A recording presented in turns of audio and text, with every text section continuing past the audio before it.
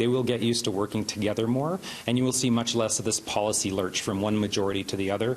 Members of the Green Party from across Canada are in Manitoba discussing why they feel it's time that the government moves away from the first-past-the-post system and on to proportional representation. Prince Edward Island Green MLA Hannah Bell is pushing for an MMP, or mixed-member proportional representation government. She says the structures of committees in PEI had a rule change that resembles an MMP government, and now all parties have to be on the same page when it comes to budget or passing legislation. We've seen federally what it looks like when you have a majority on committees. Discussion gets shut down.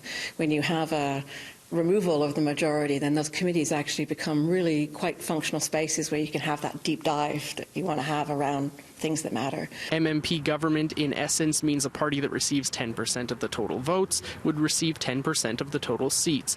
Retired political science professor Shannon Sampert is a strong proponent of an MMP government. Not only because it's fair, but also because it boosts, according to the literature, people turning up to vote. It actually boosts voter turnout. And the reason for that is when people vote, they actually believe their vote is going to mean something. Sampert says with Manitoba's two-party history, a vote outside of NDP or PC has little impact. The Pallister government won roughly 51% of votes in the province, but wound up with around 70% of the seats through the current system. Only about 57% of Manitobans showed up to vote, though. Winnipeg had MMP government at the civic level in the 1920s, and there has been a push for the system around Canada, but none have been voted in successfully. Countries like Italy and Germany have MMP governments, and New Zealand, a Commonwealth country, has recently moved to this style of government.